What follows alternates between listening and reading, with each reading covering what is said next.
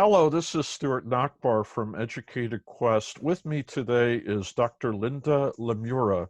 She is president of LeMoyne College in Syracuse, New York. LeMoyne is one of the smaller Jesuit universities, one of only 28 in our country. You'll recognize LeMoyne, you may not recognize LeMoyne as a Jesuit school, but Jesuit schools include more famous names like Boston College and Fordham and Georgetown.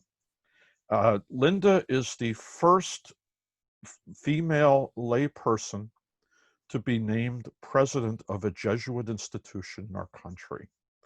Also with us today is Dr. Timothy Lee. He is the vice president for Enrollment Management at the college. The reason we're all chatting today is LeMoyne stood out in the education media. Dr. LeMura lives among her students, and she keeps close tabs of how things are going in this campus community. She has not only been a leader on her own campus, she's also a leader in the economic development community in the Syracuse area, as well as Central New York. I want to thank both of you for joining me this morning. And I want to start to plan for were there decisions made during the spring related to the pandemic? What happened before the semester started? Did students have to go home this past spring, or were they able to stay on campus? In March, we sent our students home immediately following their spring break, and we also moved all of our summer sessions online. So students really haven't been on our campus since March, and since that time, the college has been preparing in earnest to reopen in the fall if the local conditions, namely the infection rate, allowed for us to reopen. And thankfully, that was in fact the case. Did most of the students who could return to campus choose to return? They did, Stuart. We received an avalanche of letters and emails from not only students, but parents and families asking us to reopen in the fall. And we told them that we would do everything we could. We would pull out all the stops in terms of establishing an effective testing protocol, testing and tracing, and having quarantine and isolation spaces available, as well as, the cleanliness issues that all schools need to attend to. And that if the infection rate was less than 1%, we thought, given the size of our community and the closeness of our community, that we could pull it off. As of today, that is in fact the case. So we're cautiously optimistic we will get to the end of the semester, which for us is Thanksgiving. What was the planning process to be ready for the fall? And were students involved in the planning process? Students were. We had multiple task forces on campus that involved faculty largely from the sciences. We had epidemiologists on the task force, people from facilities on the task force, the registrar, in order to ascertain our ability to reduce the density in the classrooms and throughout the campus. It really was a collective effort and a collective achievement to put the college in the best position to reopen.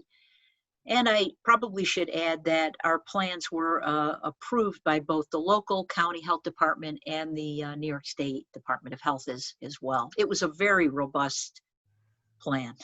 I don't know, Tim, do you agree with that? Has Governor Cuomo come onto campus or near campus and shoot his praise? He hasn't yet, but he is aware that we are bucking the trends in terms of transmission rates, and we hear through the grapevine that he sees us as a model and he's impressed. Where do you live within the community, and what led you to decide to live there? I live literally 2 blocks away from the campus proper, where many of our students reside. So the students can actually walk to campus. That's how close it is.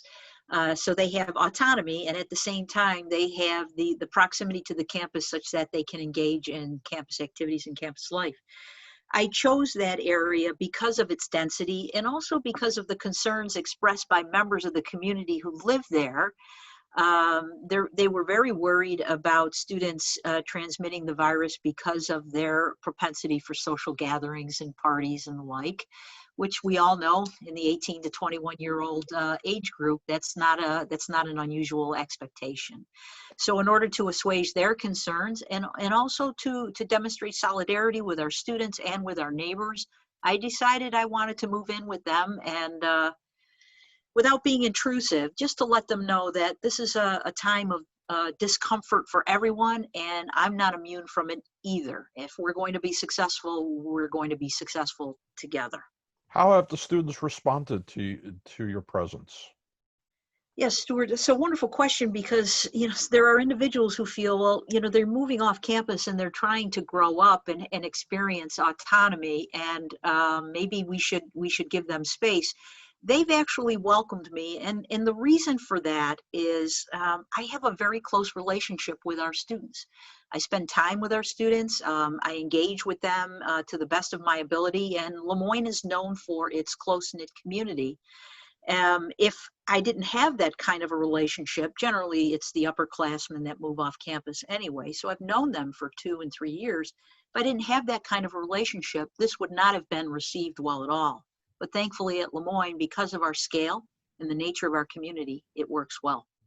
You're a scientist as well. I read that you had degrees, master's and doctoral degrees in physiology. That's Do you right. think being a scientist also impacted your decisions?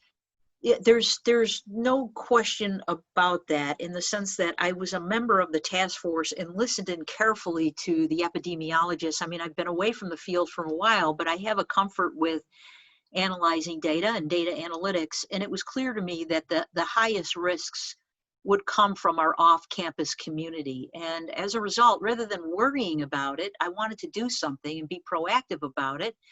And I decided that moving into the neighborhood was the best thing to do. And, the neighbors in particular have been extremely grateful, and they've noticed a change in the behavior of our students. So as of this moment, Stuart, I don't want to jinx us. So far, so good. Yeah, and if I can add, when some of these larger institutions like in the Midwest opened up in early August, and there are a lot of issues with student housing and off-campus housing and parties, we started looking at this, and at one staff meeting, Linda said, I'm going to move into a house in the neighborhood. And I think the leadership team was, oh, okay, but, Linda meets as many students as possible. And I know she said, mostly juniors and seniors, but she's a part of every one of our yield events. So incoming first year students know her. What you're seeing right now is very authentic. And I think students, they see Linda in a different light than I think most undergrads would look at their president. So having her in the neighborhood is I think it's reassuring to a lot of folks, both our students, their parents, and the neighbors. Well, I realize other colleges don't have that can't clone Linda, but can other colleges take similar actions, or would you consider LeMoyne's actions to be unique because of your community? Stuart, I believe that the nature of the relationships really drive decisions like this. If a president is constantly on the road or unable to interact with a significant portion of the student body, this probably wouldn't be received well. In my own experience as an undergrad, there are presidents with whom I would have been honored to be I would love that person to be my neighbor. And then I had another president where I thought, that's a stretch. I don't think so. So it really, really depends on how you lead, your style of leadership, your willingness to engage students where they are. And as a point of fact, I try very, very hard to change the nature of what the presidency is about by how I behave and how I inspire students. And the high touch model works for us. It works for me and my personality. And given our scale and our scope and the style of community that we have, it works beautifully for LeMoyne. Can you describe the college community a little bit? Is it residential? Is it regional, like people within New York? Or do you track from other states, other countries? And what has bonded the community? Mm-hmm.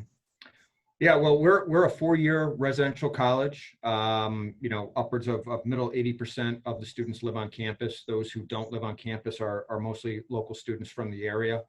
You know, we're regional in terms of, you know, majority of our students come from the Northeast, you know, stretching from Maine down to Washington, D.C.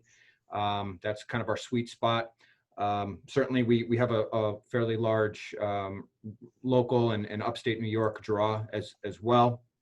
You know, when students come on campus, and you know, I've been here for just under 3 years, there's a feeling of community here that no matter how we talk about it, you really get that sense when you come on campus, and it's the fact that faculty are involved from day one.